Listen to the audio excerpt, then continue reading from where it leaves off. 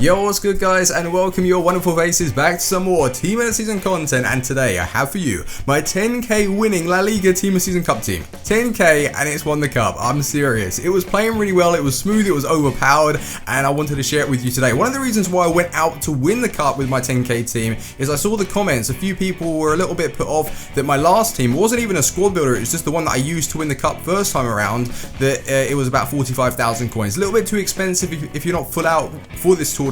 So 10,000 coins, you won't lose too many when you come to sell the players. And yeah, I thought I'd actually share it with you today. So if you do enjoy, drop a like on the video. If you're needing Ultimate Team coins, head over to FIFAUltimateTeamCoins.com. Links below, use the code Fuji, get yourself that discount. Or if you're wishing to purchase games, game codes, and all that good stuff, head over to G2A and also use the code Fuji. So the actual team cost is anywhere between 10,000 to 11,500 coins, and I wasn't really going to put that in the title, and I didn't because it sounds stupid, but it's about 10,500 coins I actually built it for. And most of these players that you're seeing, you may even have already in your club. So if you do, that's good. If you don't, then yeah, go and buy them. But the 4-3-3 number 4 attacking variant just seems to be so much better for like cheap players. So I really like it. In goal, we have Adiola from Villarreal. This guy was plucking the ball out of the air. Like reflex saves, good stuff. Love him. So yeah, had no problems with him at all. And he's about 800 coins. So that's fantastic. We got Montoya in the right back position. He's okay defensively. Going forward, he's awesome. And he has pace. What more do you want? Good right back. Very cheap. And in the defense, this is what I see when people build like cheap teams. They just look for pace in the centre back department,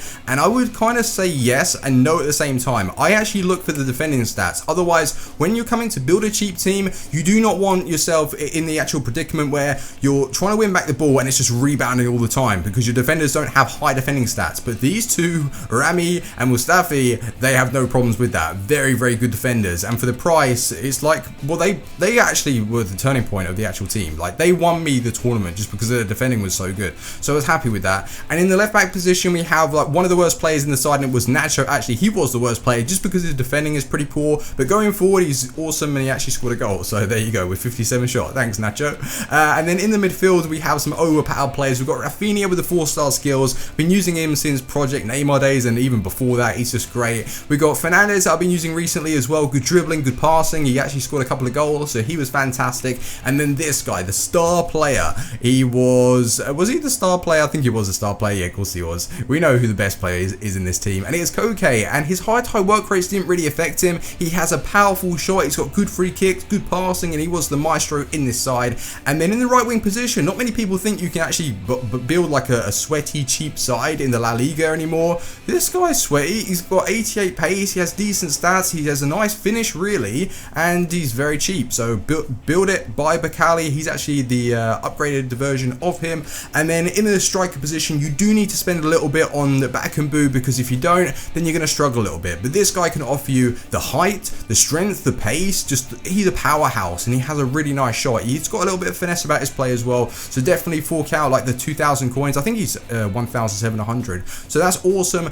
And then in the left wing position, you do have yourself Konoplyanka, the Ronaldo of this team, and if you don't use Konoplyanka, it probably won't be as good. So make sure you buy him. He's only 1,700 as well. Yeah, I think they're both of them 1,700 coins, which is really low. But Konoplyanka, he is amazing. This team actually flowed really well, and let's go on our tournament cup run and see how we did. Let's go. So I want to start off with a couple of the negatives about the side, and then we move over to the positives. But like I briefly mentioned, Nacho, he hasn't got the best of defending abilities, but when you have Rami and Mustafi next to him, they can really shore up the defense. So you have no real issues, and with Nacho, he has the pace, so you can just recover with that. But one thing I was noticing is that every single game that I'm playing, I think it's matchmaking me based off my division stats or just overall record, so it's very, very difficult. Every game is like a Division 1 match. So with that, I'm coming up against decent players that seem to be given a fool's hope, where they look at the team and think, oh my god, what is this guy doing? He doesn't know what team he's put together, and it gives them like some confidence where they're trying extravagant stuff, and at times you may feel that you're becoming a little bit overrun, and it's usually at the start of games. So what to do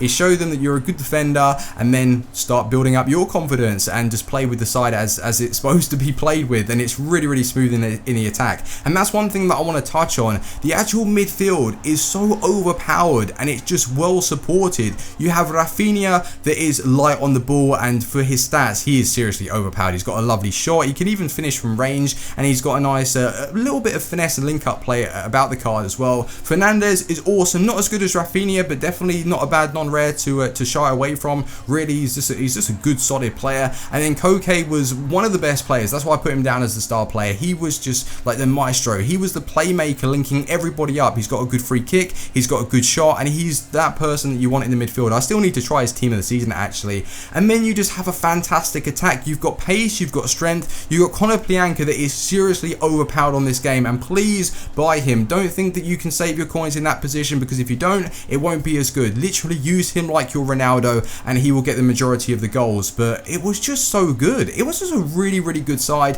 Bakambu's going to finish off chances as well. Like, it's balanced from every department, and at first I was a little bit shocked to see that I actually won the cup with it, but it's a good team, so what can I say? Go out and build it, try it yourself. 10,000 coins, you're not going to lose too many if you don't like it anyway. So yeah, thanks so much for watching, guys. Drop a like on the video if you want to see more cheap tournament teams, and I will see you on my next video. Team out, stay safe, peace.